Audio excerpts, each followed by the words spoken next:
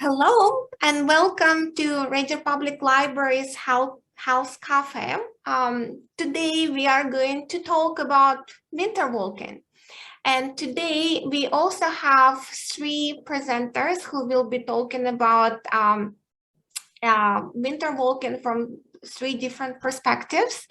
So we have Lindsay from Radio Primary Care Network, Denise from Move Your Mood at Alberta Health Services, and my name is Tatiana Chili, and I will be talking about what programs we have at the library this winter that can help you with walking more in the winter. So without further ado, I'm giving the virtual microphone to Lindsay, because Lindsay is gonna be our first speaker. Thank you, Tatiana, and welcome everybody to this Health Cafe series on winter walking. Thank you for having me. So yeah, my name is Lindsay. I'm a recreation therapist at the Red Deer Primary Care Network. I'm really grateful to be here today to help you folks find some encouragement to walking in the winter, because we know that walking outdoors is really a fantastic opportunity to maintain and improve your physical, mental, and emotional health. We also know that winter walking comes with a few more barriers than summer walking, so we hope that we can address those and help you to find some inspiration to enjoy nature while moving your body safely in the winter season. So today I wanted to focus primarily on the Primary Care Network's new booklet, The Self-Care Journey. So if you received a package from the library in January, it would have had this booklet, My Self-Care Journey, in it. And if you didn't get it in the package, then you can also pick it up at the Red Deer Primary Care Network office downtown, and you can also find it on the Primary Care Network website, which is reddeerpcn.com. So this booklet really helps you to intentionally tune into your lifestyle choices and provides a guide for making positive changes. So today, I wanted to share two suggestions that come from the My Self-Care Journey booklet to help encourage sustained walking habits throughout the winter. The key to success is to start very small. Choose a positive action that you can easily be successful on. So this could be setting a positive intention or a micro step. So I want to begin by sharing some tips on positive intentions. So setting a positive intention really helps to set the tone for the day. Waking up and creating a positive intention can help set you off on the right direction. Many people tend to unintentionally anticipate maybe a more negative outcome for the day right off the bat. So this can really help change the tape that you may be playing in your head first thing in the morning. It also honors your needs in the present moment. So we know that every day is different. Some days you may feel like you can conquer the world. Some days may feel a lot more challenging than that. So a positive intention can be based on how you are feeling each day and what you need most in that moment. A positive intention can also be for a specific action or just an overall focus for your day. So some days our intentions can be, for example, to be kinder to ourselves or to focus on gratitude. And some days the intention can be to accomplish a specific task or an action. So there's a lot of flexibility in creating a positive intention for the day.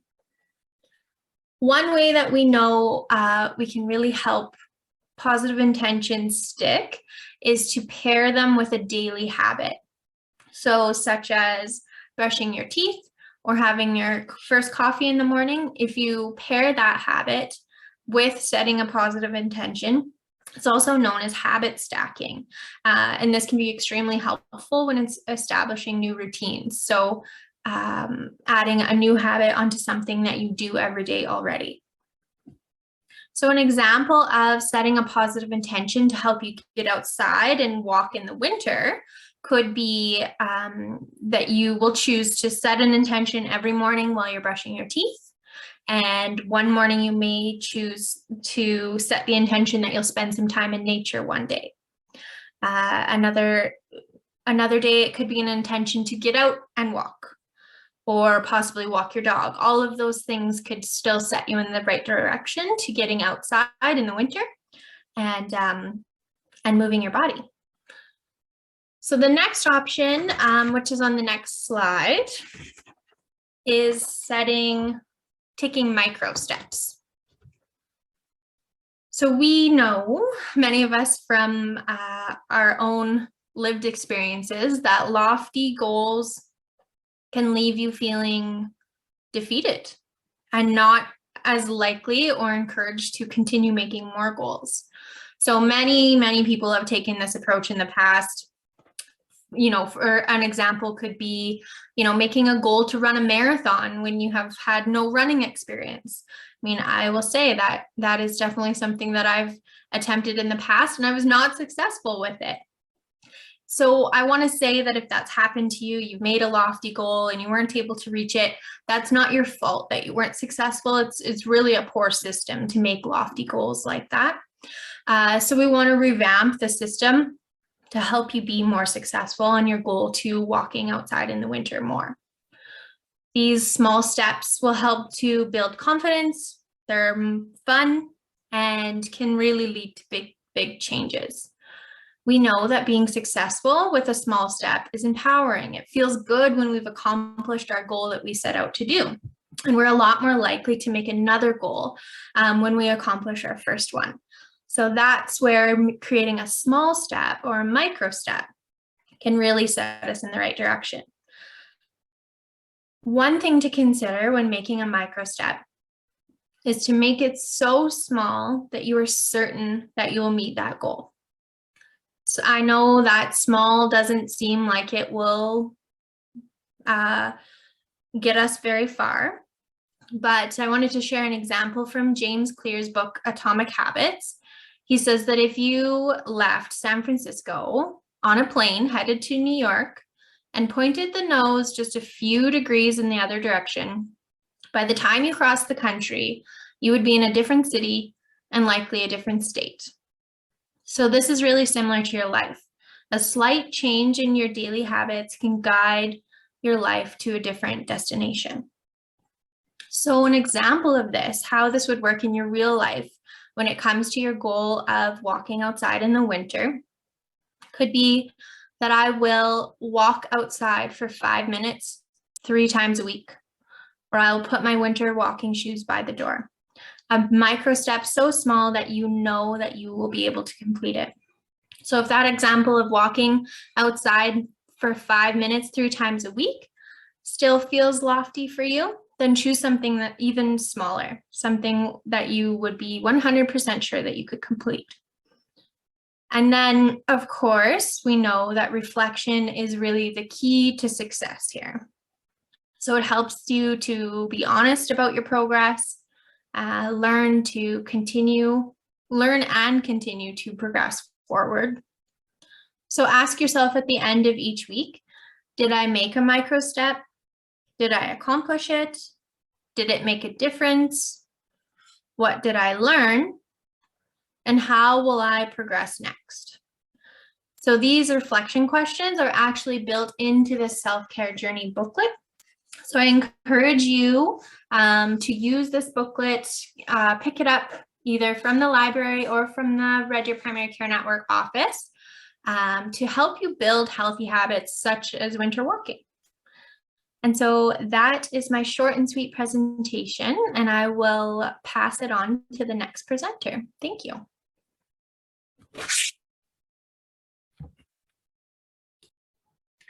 Thank you, Lindsay.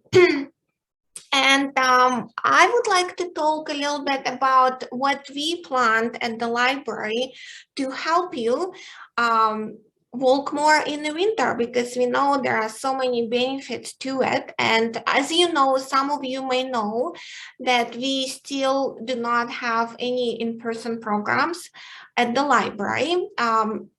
If you are participating in this virtual program right now, that you know that we've been doing a lot of virtual programming. And like I can see that we are 5 people are watching our program right now. Thank you very much for doing that. But we also added a number of outdoor programs in the winter, simply because we know it is fun and it is safe for people to meet outside. And it could be a real boost for some people to know that there are spaces that they could come and together they could have fun in a safe manner. So I would really like to talk about 2 walk and talk programs that we have happening right now, and they will be happening until the end of March. And registration are still open, so you can join our fantastic staff member on Mondays evenings from 6:45 to 7:15. You will also have a choice of a hot drink of your choice to go outside. And this is a fantastic way to go for a short walk in downtown, enjoy the lights, have a great conversation. Maybe you are concerned about going outside in the winter because it's dark and it could be slippery. Maybe you are alone and you don't have a dog or a partner with whom you could safely walk in the evening. So then this program would be a really great option for you. So you can plan coming to the library, pick up some books from the downtown branch, go for an evening stroll with a lovely group of people, enjoy the lights, and add some activity to your week. Another option is for those people who work downtown and who would like to get out and break their day and go for a walk at lunchtime. So on Tuesdays at lunch from 12:15 to 12:45, again, you can register on our website, and then you would come to downtown branch, you pick a beverage of your choice, a hot beverage to stay nice and warm outside, and you go for a downtown walk with a group of people, and you can safely socialize outside and add activity to your daily routine. Also, another program that we have in the winter that promotes winter walking is our Winter Walking Challenge.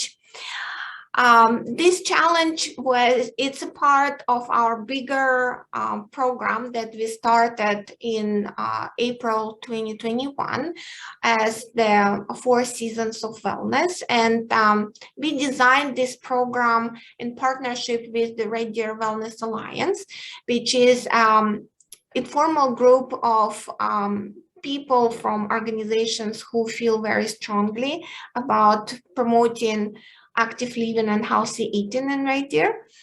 And Winter Walking concludes our 4 Seasons of Wellness program. And how it works is that you can pick up this walking challenge bingo from any Red Deer Public Library branch, or download it from our website, and complete all these challenges.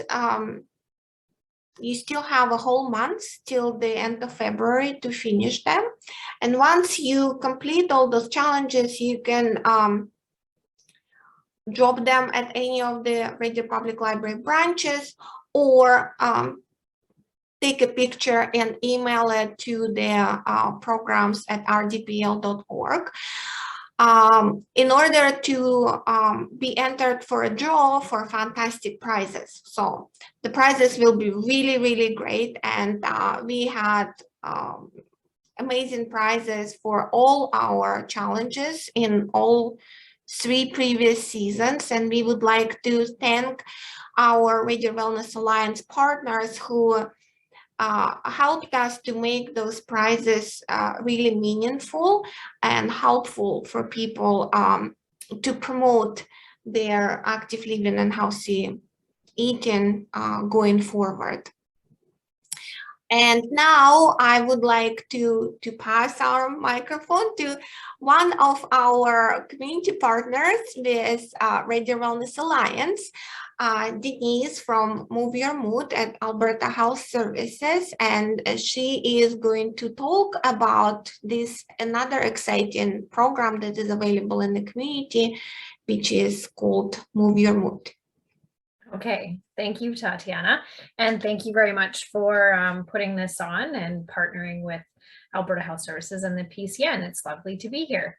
So tonight I will share a little bit about the benefits of physical activity. That's one of the parts of Move Your Mood, is we provide community presentations on why do we want a winter walk and how does it improve our physical and mental wellness. So that's what I'll be sharing with you mainly, but we did want to just highlight that right now we have a program for families that is called the Move Your Mood Family Challenge, and it will be starting on February 1st. And so basically what Move Your Mood is it's a physical activity program that we typically run for about an 8-week period for children and youth, as well as families. And we teach them all of these different components that you can see on your screen, because all of these things improve our physical and mental wellness. So we know that we'll dive into the Move Your Body section, but we have our Alberta Health Services dietitians that support the Fuel Your Body section. We teach practicing mindfulness and how important that is in our daily life. And then the Expand Your Mind component is looking at all those other ways to be well, like listening to music and dancing and journaling and being kind and practicing gratitude. And lastly, our Build Assets section is really looking at how do we help our kids in our community grow up great. And so if you're a family unit and interested in some different challenges, it is for the month of February, and I will share with you how you can register for that at the end of this little section. So Tatiana, if you want to go to the next slide. So essentially, when we look at physical activity, we all know the benefits of physical activity, but there are 3 different categories that we gain when we go outside and go for a winter walk. So there's the physical health benefits that you can see there in the pink. We know that we'll get stronger muscles and bones, we'll have better balance. One of the things that's really great about exercise is if you slip a little bit on the ice and you've got some really good core stability and muscles behind you, hopefully you won't end up falling. And then it also reduces chronic disease development. And then we also have the mental and emotional health benefits, which are things like improving our mood, coping with stress and anxiety, and really just feeling better about yourself.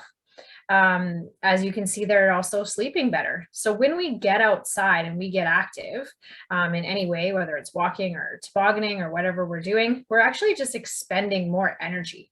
So we're not sitting down all day. And typically if we have that fresh air and we're expending the energy, we're going to sleep better at night, which also enhances our mental health the next day. And then, of course, the social health benefits.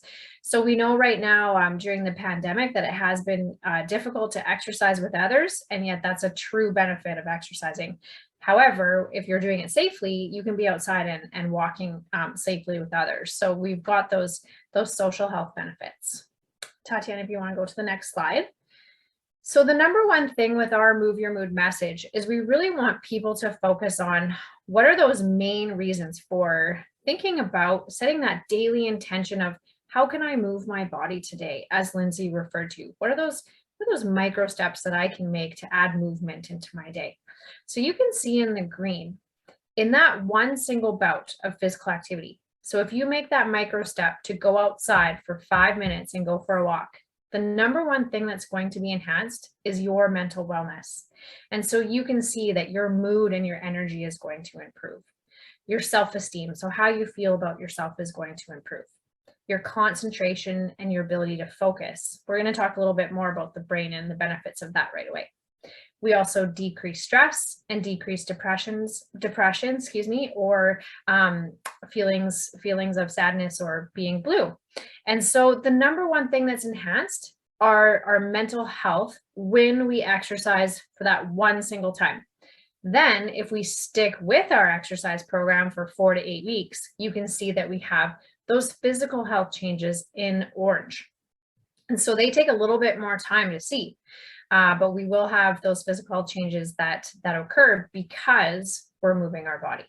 And so that's the main thing that we like to get across is think about, I should move my body today to enhance my stress level and my mental wellness. And then we'll have long-term quality of life, as you can see in the purple.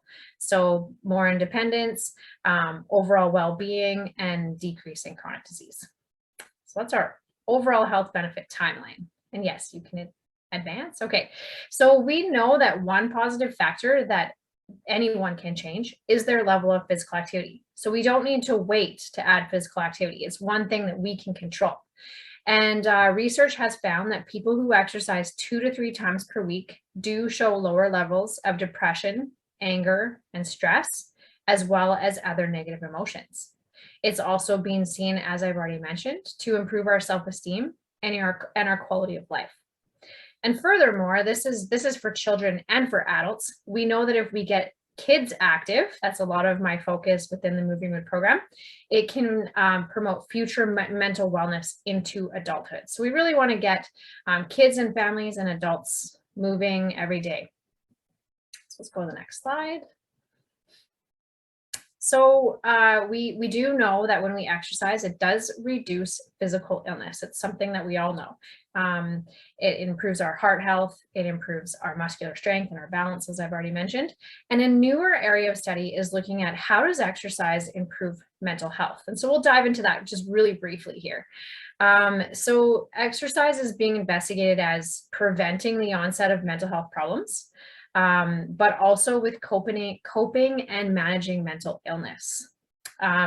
Science is also really looking at that physical activity can be a type of therapy for treating mental illness and improving quality of life for those that are mentally ill. So we'll go to the next slide and I'll dive a little bit into why. So Participaction, if you haven't popped on that website, they have an amazing amount of research that is great to motivate anyone, kids, adults alike, to exercise. It's called their 24 Better campaign. But one of the things that they've really enhanced our learning is how it improves the brain. And this is in children as well as in adults. It improves all of our brains. So when you get out and you move for that 5 to 10 minutes outside, it improves your brain's ability to think and learn. It improves your attention and focus, as I've already mentioned, as well as your emotional regulation. It'll improve problem solving and memory. So I often say to people, you know, if you've got a problem or you really need to be creative and do something in the afternoon, think about when you go out for your walk, how you felt before, and then when you come back from your walk, how things may have shifted or changed. I find for me, when I get outside and walk with my dog, often my brain just takes that little bit of a break and it comes up with really creative ideas. And so I just encourage you to notice that on your next winter walk. We also see that the brain continues to grow. And so it used to be said that, you know, at a certain age, your brain does not grow anymore. That is not true. We can see that there is brain plasticity and exercise helps that. As I've already mentioned, exercising improves our ability to manage with stress and cope with anxiety and depressive symptoms. So Tatiana, on the next slide, I just want to give you a little image here. So when we exercise, when we exercise, we release something called BDNF, which is brain-derived neurotrophic factor. And don't worry, we're not going to get too scientific on you. But one thing that I like people to really know is that Dr. John Rady, he is a psychiatrist at Harvard Medical School, and he calls BDNF miracle grow for the brain. And so we just talked about all those brain benefits, and this is kind of what's happening when we exercise. So when we get our blood flowing all the way from our toes to our head, we're giving our brain that boost, and we release BDNF, which creates that ability for our neurons to connect and learn and have that memory enhancement. So let's go to the next slide. Thank you. So there are two different theories, a couple different theories on why our mental health is improved. And so we can see that there's physiological changes. So when we exercise, we release, many of you guys have heard of endorphins. So we release endorphins, which decreases pain. It also increases our body temperature. So we know when we get moving, the blood is flowing, it increases body temperature, and then we also balance neurotransmitters. Let's go to the next slide. I have a little visual for you here. So there are many different neurotransmitters in our body, but three that are really affected by exercise are norepinephrine, dopamine, and serotonin. And when we exercise, you can see in the image there, it's a little bit blurry, but when we exercise, they all come into balance. And so when we take a medication, we might be targeting one or more of these, but when we exercise, they all come into balance. And you can see that norepinephrine wakes up the brain and improves self-esteem, which we've already talked about. Dopamine improves how we feel and our mood, and it really gets that attention system going. And serotonin again improves our mood, our impulse control, and it helps us with stress. And so this is why I know it's a little bit scientific, but I think it's so important for people to really think about, well, why do I want to go for that 5-minute walk? And this is why. So we'll go to the next slide. So when we think about stress, we've all been impacted by stress in the last little while. When we go outside and just take that break, it really impacts our ability to cope with stress. Again, I just challenge you to really reflect when you take that moment, just say, hey, I'm going to go outside and really reflect on how do you feel when you get back. Sometimes you might be able to take on those challenges that we're dealing with right now. So with the next slide, it talks a little bit more about that in terms of the psychosocial changes that occur. So when we take that break to go and exercise in a way that you truly enjoy, it distracts you from that stressful event. Typically, if you're playing a sport, you can't be thinking about a problem while you're playing it. And so that's the key in terms of improving our mental health. It's also giving us a different coping strategy. So rather than having negative coping strategies, we're learning a different way to cope with the stressors in our life. As I've already mentioned, it enhances our social opportunities. So Tatiana had mentioned the walking groups that the library has, which is wonderful. You could go with a group of people and have that hot beverage and meet new people and have that social outing. It's really important for our mental wellness. And again, body image and self-esteem improve. And it's also that feeling of control. Right? It's something that we can control in our life. We can choose to go outside and go for a nice walk. And then we can have that sense of mastery. So it is likely both the physiological changes that I mentioned in the body, as well as the psychosocial changes that improve our overall mental wellness when we exercise.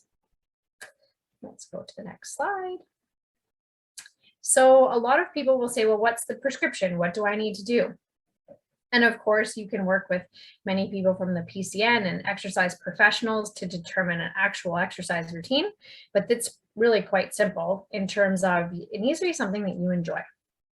So the way I like to move is going to be different than the way you like to move. And if I said to you, hey, I need you to run on the treadmill for 45 minutes every day, you might be like, nope, that's not for me. So you really want it to be something that you enjoy. And if you do, you'll probably stick with it. It needs to be something that challenges you and is social and fun. So that's also the key is what would be fun for me what's a good way for me to move my body?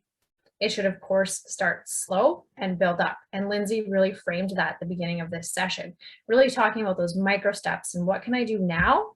And then slowly add on as that becomes a part of your routine. It should be flexible and change with time. So often we can get bored of the same routine. Our body gets used to it and it stops adapting and changing. So if you're thinking about the winter walk, maybe you determine a different route. Maybe you find a route that has a few stairs to make it a little bit more challenging, or a little bit of a hike. So just trying to change things up so that it's exciting for you and your body continues to change. And of course, number 6, it's something that makes your heart pump. So when you get out for that walk, your heart is going to be pumping, and that is key. The CSEP physical activity guidelines indicate that kids need 60 minutes of moderate to vigorous physical activity per day, with several hours of light activity, and adults need 150 minutes per week. So you can divide that up. But I really do encourage that you think about, how can I move my body every single day? It doesn't have to be a really strenuous workout every day, but how do you just move to get that blood pumping and those mental health benefits that I mentioned? Okay, next slide. So there also, if you're wanting to learn more about the benefits to connecting with the outdoors, there's a new program, Prescription for Nature. And they have a really unique website that really talks about those benefits of being outdoors and exercising outdoors. And so some of the things that they listed on their website was that living longer is a benefit. You have increased energy, as I've already mentioned, reduced stress and anxiety, better mood, pain reduction, and improved heart health. So I encourage you to check out this website because they have a really great list of resources. And lastly, my last slide will just let you know how to connect with us. So if you're wanting to know more about the Move Your Mood program, you can email me at move.yourmood@ahs.ca. And if you are interested in signing up for that Move Your Mood Family Challenge, it actually does start on Monday, January 31st, because it's for the month of February. So I do encourage you to sign up as soon as possible. And how you do that is you'll just visit the Spark Rep website there, which is www.sparkreddear.ca. And on the main page, you'll just scroll down a little bit and see the Move Your Mood Family Challenge, and you can sign up for it there, and we'll make sure you get week 1 on January 31st. So that is me. And again, thank you, Tatiana, for linking this all together for us. Thank you, Denise. And I grew up in Western Siberia, and when people learned about that, they say, "Oh, you are not afraid of the cold anymore." And I say that it's not that I'm not afraid of the cold, it's just that we have a saying that people who live in Siberia, it's not the people who are not afraid of the cold, they just know how to dress for the weather. And I think another funny thing is that I was born in a city that is on the same latitude with Edmonton.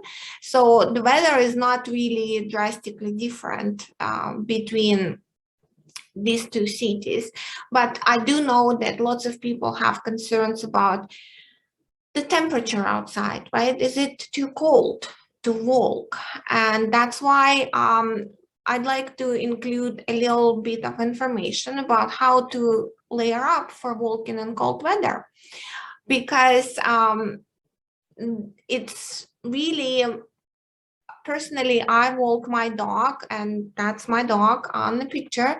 I have 2 dogs, and we have dogs that walk in any weather. So, and the key is to dress appropriately for the weather. And the good thing about walking is that you don't really need to have any special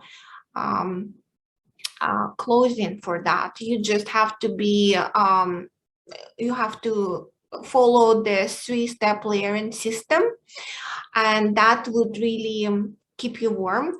And with the right clothing, you would enjoy being outside much more. So, and maybe, as Lindsay said, maybe that's the small step would be for you next time if you haven't been walking outside. December was very cold, but now we have lovely temperatures outside. Maybe the first step would be to look at your wardrobe, look at your closet, and see what are my 3 layers. Can I have my 3 layers be ready in the closet?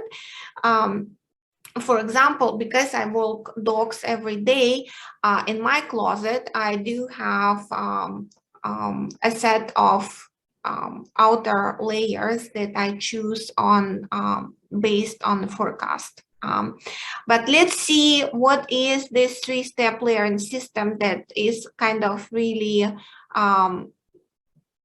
really good.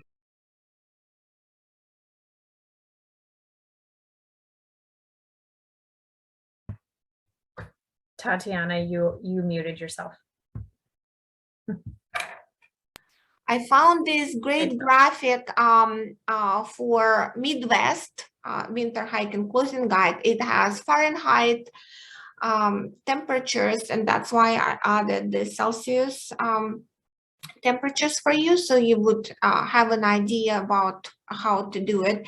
And basically it goes from the top to bottom, and you just have to make sure that you create layers as you dress up for the weather. And of course, the colder the weather is, the more layers you would have to have in order to stay dressed appropriately.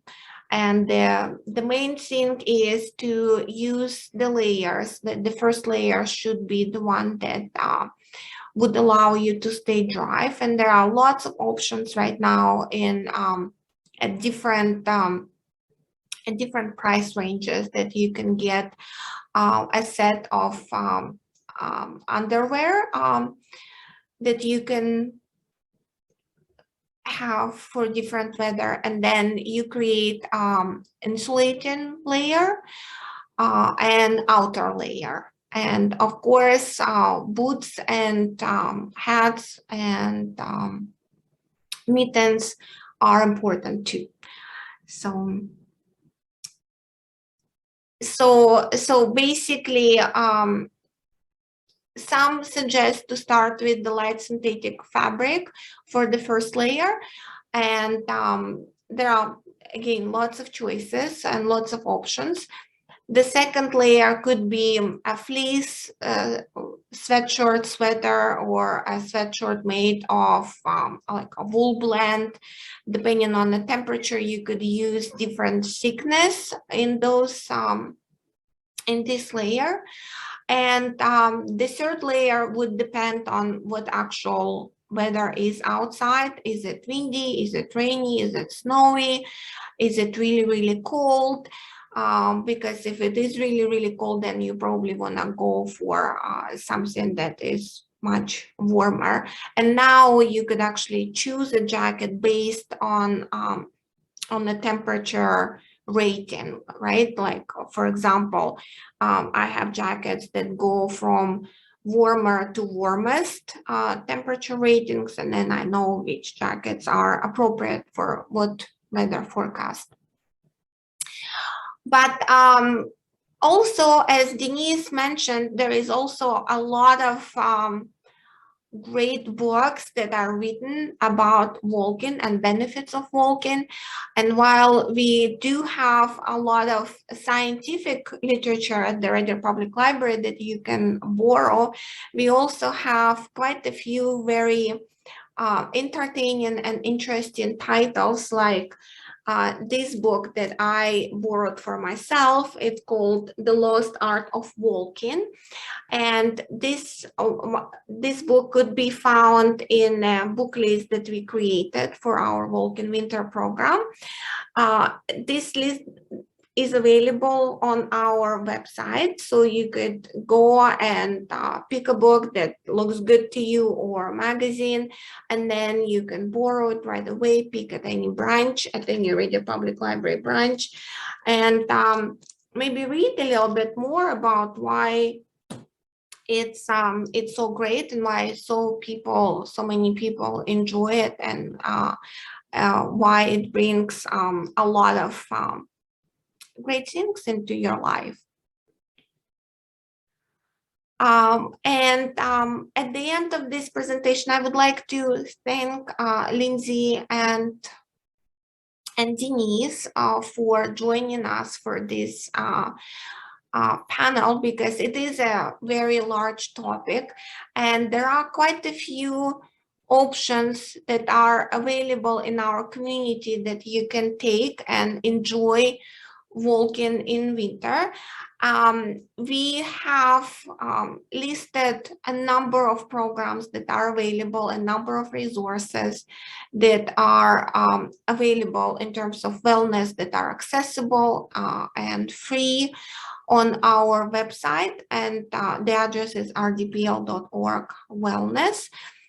Please stay tuned for our next Health Cafe programs. We have a very interesting lineup for February and March.